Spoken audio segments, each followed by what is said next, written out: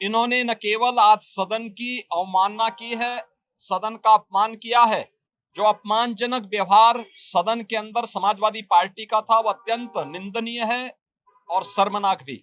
8 लोग इस मामले में प्रत्यक्ष और अप्रत्यक्ष रूप से जिनकी भूमिका उस मामले में उपलब्ध साक्ष्य और प्रमाण थे उस आधार पर पाई गई। अयोध्या की गलियों को और सरयू की पावन धारा को रक्त रंजित करने का पाप समाजवादी पार्टी की सरकार ने किया था। राम भक्तों को अपमानित करना, भारत की सनातन आस्था पर प्रहार करना, संसद के अंदर समाजवादी पार्टी और कांग्रेस के सांसदों और नेताओं का जो आचरण रहा है, जो राम भक्तों से अयोध्या की गलियों को लहूलुहान कर चुके हैं, समाजवादी पार्टी और कांग्रेस का यह आचरण उत्तर प्रदेश के साथ साथ सनातन धर्मावलंबियों का अपमान भी है कि जो मुद्दा किसी न्यायाधिकरण या आयोग के पास लंबित हो, यानी सब जुडिस हो, उस मुद्दे पर सदन में चर्चा नहीं हो सकती। लेकिन विशेष परिस्थितियों में अगर अध्यक्ष विधानसभा ये समझते हैं कि इस चर्चा के कारण संबंधित जांच की प्रक्रिया में किसी प्रकार का व्यवधान नहीं आता है, तो वे इस चर्चा को परमिशन दे सकते हैं। समाजवादी पार्टी ने कार्य मंत्रणा समिति की बैठक में भी और दलीय नेताओं की बैठक में भी इस बात के लिए आश्वस्त किया था कि वे जिन मुद्दों पे चर्चा करना चाहते हैं वे नियम के अंतर्गत अपनी नोटिस देंगे और संसदीय कार्य मंत्री ने कार्य मंत्रणा में और दलीय नेताओं की बैठक में मैंने स्वयं भी इस बात के लिए कहा था कि जो भी विषय अध्यक्ष पीठ के द्वारा स्वीकृत तो होंगे और चर्चा के लिए स्वीकार किए जाएंगे, उन पर सत्ता पक्ष की ओर से तर्कपूर्ण तरीके से उसका जवाब भी दिया जाएगा। बावजूद अयोध्या से राम जन्मभूमि से संबंधित मामले में जानते हुए कि माननीय उच्चतम न्यायालय में यह मामला लंबित है, उस पूरे प्रकरण की गंभीरता को समझते हुए भी इन्होंने न केवल आज सदन की अवमानना की है, सदन का अपमान किया है, साथ ही माननीय उच्चतम न्यायालय में लंबित और माननीय उच्चतम न्यायालय की निगरानी में चल रही उस पूरी प्रक्रिया को भी अपमानित करने का शर्मनाक प्रयास समाजवादी पार्टी के द्वारा किया गया। माननीय अध्यक्ष विधानसभा ने बार बार कहा कि हम चर्चा को स्वीकार करते हैं, अपनी बात को आप नियमों के अंतर्गत सदन के फ्लोर में रखिए, सदन में रखिए, लेकिन सदन की कार्रवाई को विरोध करना, प्ले कार्ड लहराना, अध्यक्ष पीठ की अवमानना करते हुए जो अपमानजनक व्यवहार सदन के अंदर समाजवादी पार्टी का था वह अत्यंत निंदनीय है और शर्मनाक भी। संवैधानिक संस्थाओं का अपमान करना ये समाजवादी पार्टी का शौक और शगल है। इन्होंने हमेशा से इनका लोकतांत्रिक मूल्यों पर कभी विश्वास नहीं रहा है। हम सब जानते हैं कि हल्ला बोल जिस पार्टी का मुख्य उद्देश्य रहा हो वो लोकतांत्रिक कैसे कही जा सकती है। हल्ला बोल पर ये विश्वास करते हैं, कभी मीडिया पर हमला करते हैं, कभी संवैधानिक संस्थाओं पर हमला करते हैं। ये न्यायालय की बात को नहीं मानते, ये सदन में नियम और परनियम और परंपराओं का पालन नहीं करते, ये भारत की संवैधानिक संस्थाओं का अपमान करते हैं, कभी चुनाव आयोग का अपमान करते हैं, कभी किसी न्यायाधिकरण या न्यायालय के अधीन संचालित किसी आयोग में लंबित किसी प्रकरण में जबरन उस प्रकरण को चर्चा के लिए नहीं, लेकिन आरोप प्रत्यारोप के माध्यम से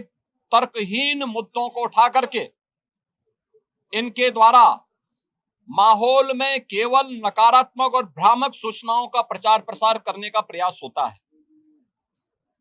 समाजवादी पार्टी का और विपक्ष का यह आचरण अलोकतांत्रिक भी है और संवैधानिक भी है। संविधान निर्माताओं का और बाबा साहब भीमराव अंबेडकर की भावनाओं का अपमान भी है। मित्रों, हम सब जानते हैं अयोध्या के जिस प्रकरण में ये लोग चंदा चोरी की बात करते हैं, वहां चंदा चोरी नहीं, चढ़ावा से जुड़े हुए एक प्रकरण का मुद्दा आया था। श्री राम जन्मभूमि तीर्थ क्षेत्र ट्रस्ट ने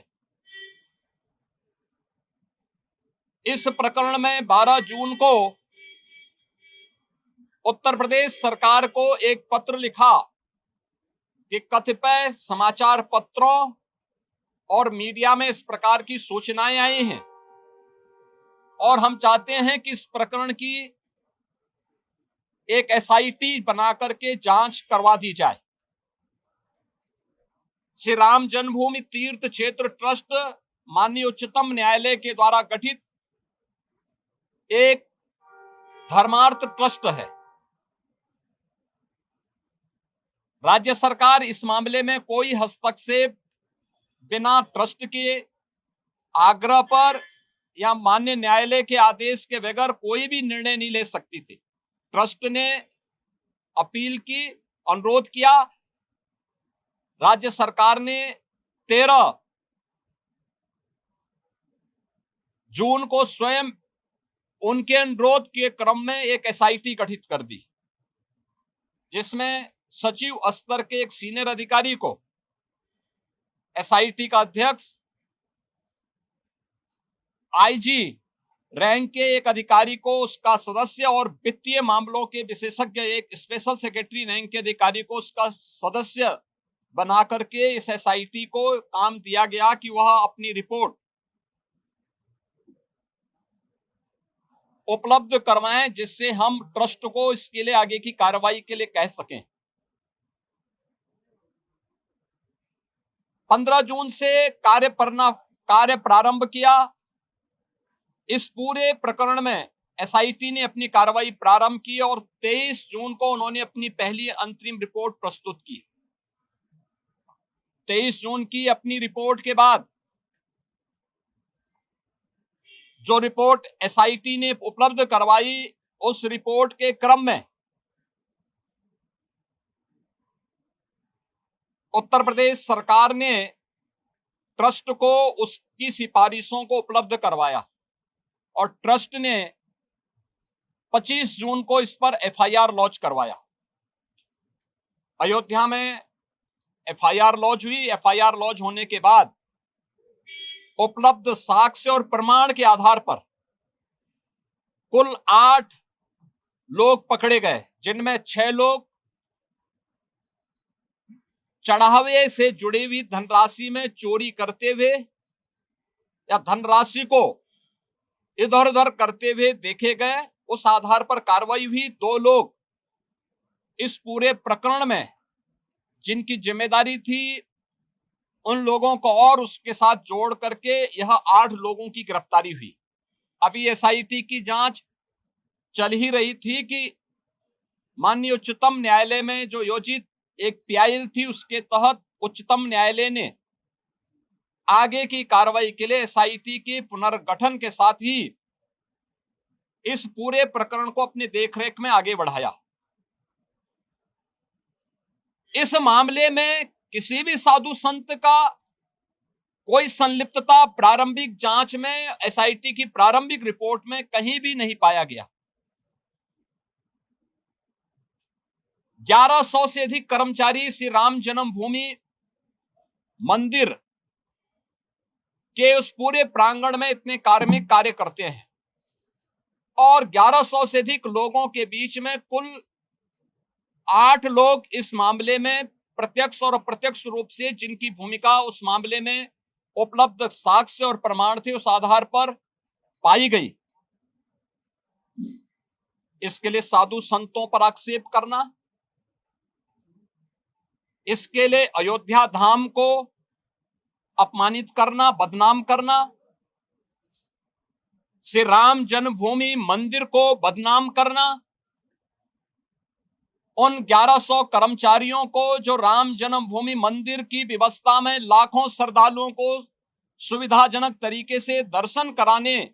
में अपना योगदान दे रहे हैं, दिन रात सर्दी गर्मी बरसात किसी भी स्थिति में दर्शन कराने में अपना योगदान दे करके उत्तर प्रदेश के परसेप्शन को अच्छा बनाने में योगदान दे रहे हैं और उत्तर प्रदेश में धार्मिक पर्यटन को प्रोत्साहित करने में अपना योगदान दे रहे हैं, उन लोगों को कटघरे में खड़ा करना यह बड़ी आश्चर्यजनक स्थिति है। और यह आक्षेप कौन लगा रहा है? यह आक्षेप वह समाजवादी पार्टी और वह कांग्रेस लगा रही है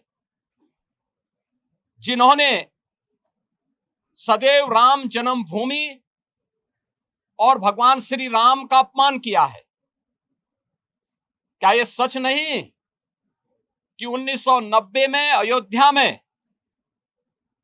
अयोध्या की गलियों को और सरयू की पावन धारा को रक्त रंजित करने का पाप समाजवादी पार्टी की सरकार ने किया था? क्या पूरा देश और पूरी दुनिया और सभी राम भक्त ये नहीं जानते कि इनका ये अक्षम्य पाप जिन्होंने राम भक्तों पर गोलियां चला करके किया था,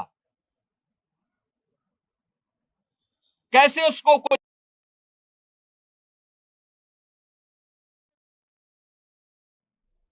5-6 में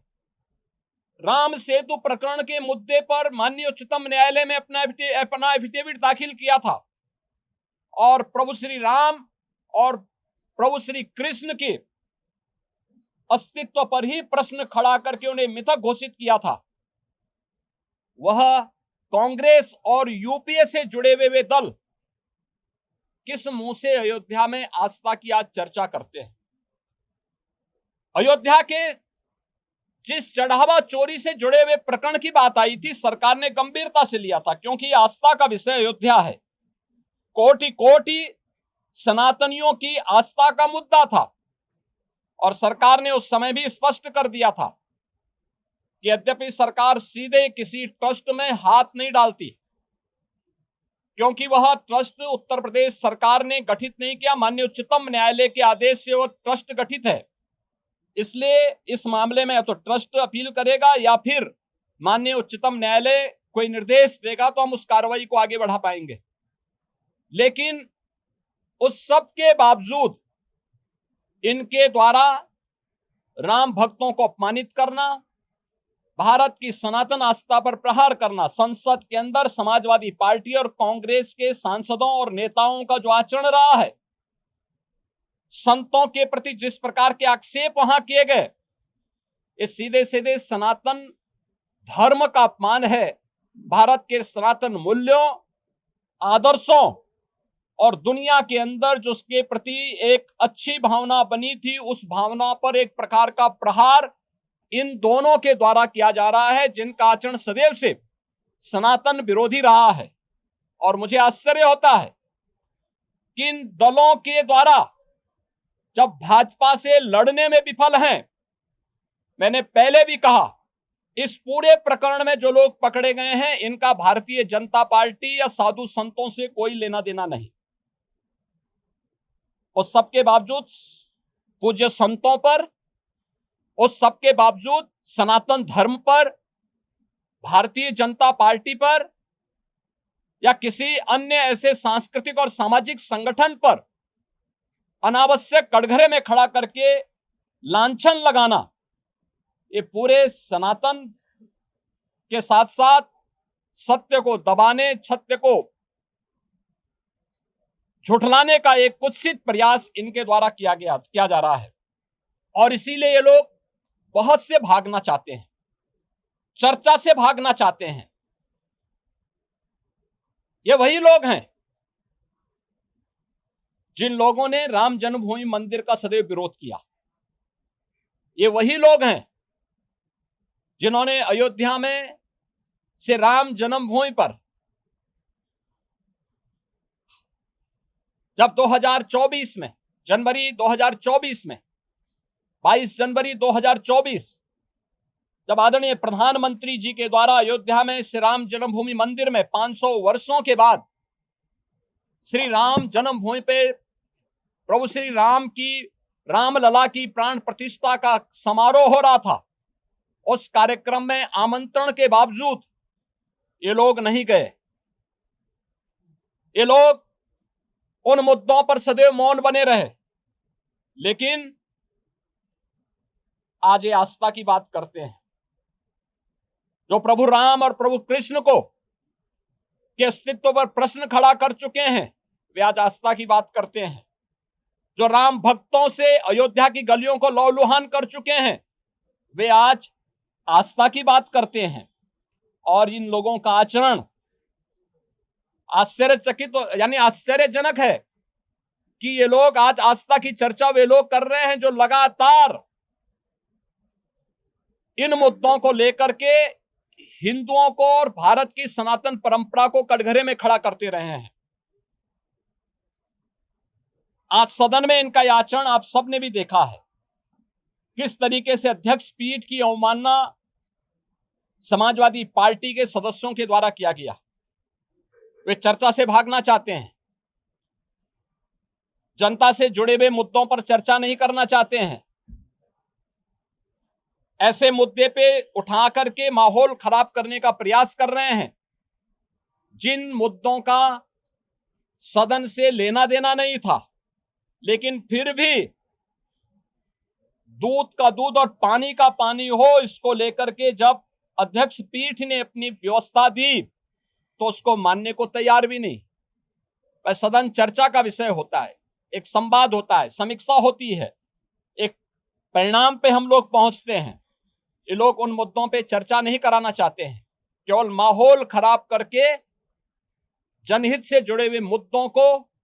डाइल्यूट करना चाहते हैं।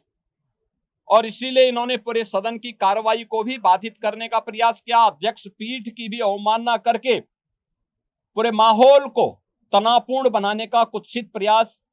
इनके द्वारा आज विधानसभा के अंदर किया गया है।